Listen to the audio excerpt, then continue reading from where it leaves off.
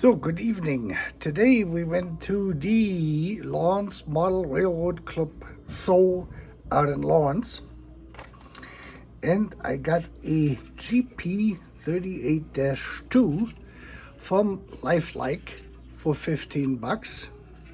Here she's in a pretty good shape, and we took her apart to take a look at this to familiarize myself with the ins and outs of these locomotives.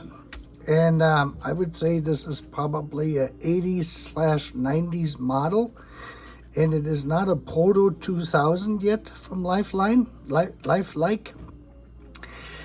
And basically we can see that this locomotive has already a sintered bearing or sintered bushing in it, which the East German locomotive didn't have. Let me see if I can zoom in here. We can see it here. Sintered bearing on both sides. And she got some little bit dried up grease in it. I guess that was from the factory. And here we can see the other side. So looking at this here in the drive truck, these appear to be plastic wheels from what I can tell.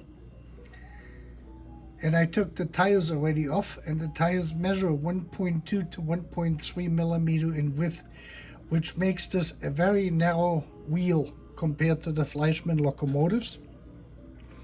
This side is a little bit better and a lot of weight in it.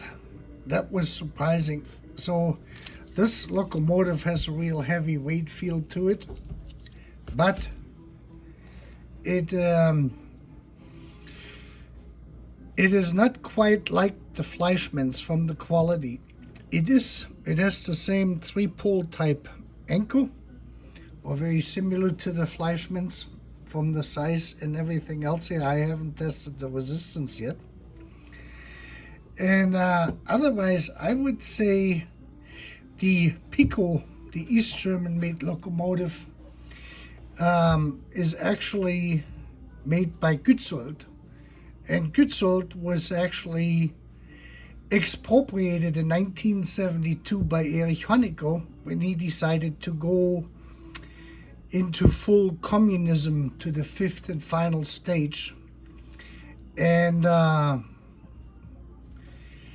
at that point, Gützold became Pico, or was part of Pico, and the quality went down. So this one here is above Lima, Jeff, and Pico or Gützold from those days, but it is not as good quality-wise when you look at the wheels and the pickup of the electrical stuff and the parts used in the motor with the Fleischmann or Märklin locomotives.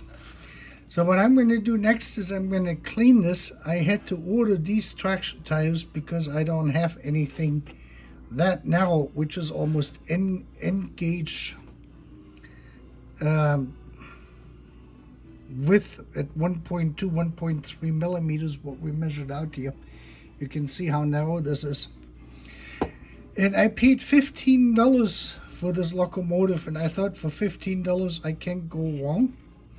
She still looks good. This handrail here where that rail is missing, it is still here on this side. Otherwise she is fine, and for 15 bucks to get started is probably not a bad deal. And once we get her cleaned and I got the traction tire, we will put it together, and that will be then part 2 of this video on our Life-Like Union Pacific 2047. We can handle it. And if you have any idea during what time period this was made, please leave a comment. I would say it was probably made in the 1980s or 1990s from what this looks like it to me. It's not bad, but it is not quite there where we are today with these locomotives, or in comparison with Märklin or Fleischmann, especially if it comes to the motor. I think the details on the chassis itself is pretty nice.